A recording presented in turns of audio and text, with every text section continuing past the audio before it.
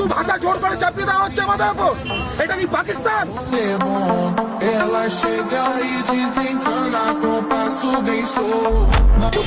আমরা তো কোনোদিন উর্দু পড়িনি। এইটা উর্দু তো কেন উর্দু বলবেন? পড়বে না উর্দু, আপনি কে পড়াবেন? আজকে আমরা এখানে একত্র হয়েছি, আর এই ব্যানারের মধ্যে, যেহেতু ব্যানারের মধ্যে ভগবান জগন্নাথের ছবি রয়েছে, আমরা এই ব্যানারকে কোনোভাবে নষ্ট করলাম না। আমরা এই ব্যানারের মধ্যে রথযাত্রা বলে একটা স্টিকার বানিয়েছি, আর এই স্টিকার নিয়ে আমরা সেই ব্যানারে লাগিয়ে দিয়েছি। হিন্দুরা উর্দু পড়বে না, জোর করে উর্দু পড়ালে হবে না।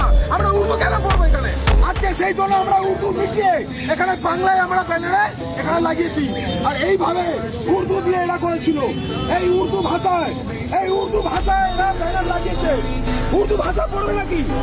হিন্দুরা কি উর্দু পড়বে?